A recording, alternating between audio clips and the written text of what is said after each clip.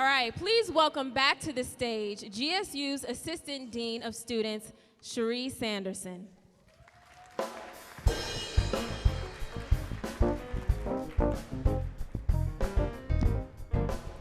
Thank you, Cherish. So I am presenting the Coretta Scott King Award, which we developed about 3 years ago.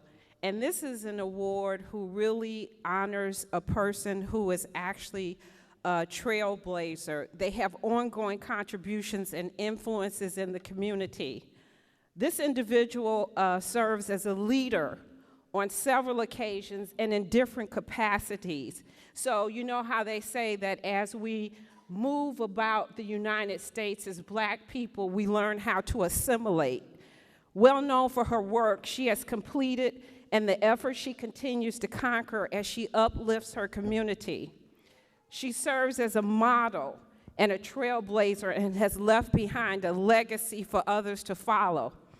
She's also the first to accomplish something in her field or area of expertise. And I've had the personal pleasure to work with her as I took on my role in student life as Assistant Dean of Students, and I couldn't think of anybody that would better exemplify the type of Black woman who can lead in any situation. And so the winner of the Coretta Scott King Award is Dr. Lorie Glass.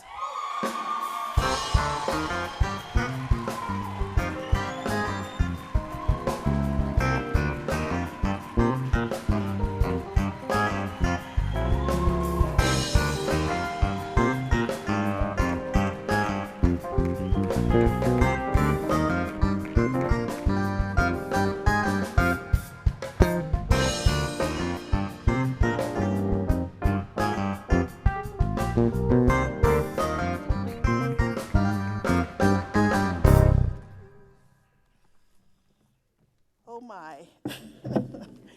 Okay, I am overcome with emotion. I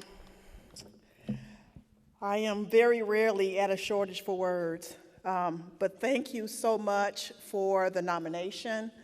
I am so excited to be here and just to get an award that's named after Coretta Scott King.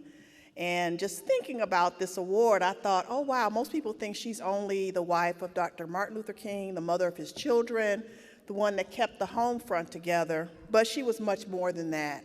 She exemplifies grace and compassion.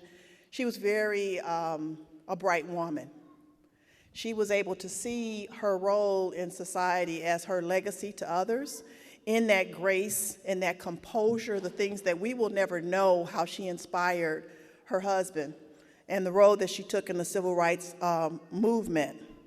When I think of her, I think of the women in my life that had composure and grace and compassion for others and paved the way for me and hopefully for those that follow after me. My grandmothers, who started life as domestics and saved and worked hard to see my mother through nursing school as in one of the first Black nursing schools in Chicago at Providence Hospital. And these are people that inspire me. They epitomize the grace, the wisdom, just the hard work that goes into being a woman and being an African-American woman. I want to thank my mom, my grandmothers, who are here in spirit. I want to thank my family who came out for me. Where are you, family? Woo! And my friends who came out. My GSU colleagues, I want to thank you. And I love GSU, and I'll tell you why. I see GSU as an opportunity to not only be a professor. I was blessed to have this PhD, but the blessing that I get is to be able to speak into the lives of others. When it's all said and done, I want to be a light to others. I want to be remembering to take the time to help, to show people the way. I want to open doors. I want to be that person that my grandmothers were, that Coretta Scott King was, and that's what I want. I want to also thank the student organization that I'm the faculty advisor for, Generating Hope, any of those members here.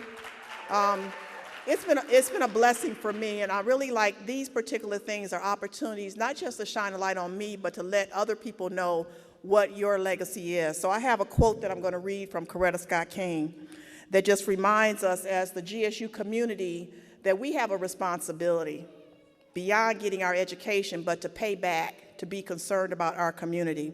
So I'm charging you as members of the GSU community and your own communities to remember that the greatness of a community is most accurately measured by the compassionate actions of its members, a heart of grace, and a soul generated by love. So don't forget that. Thank you.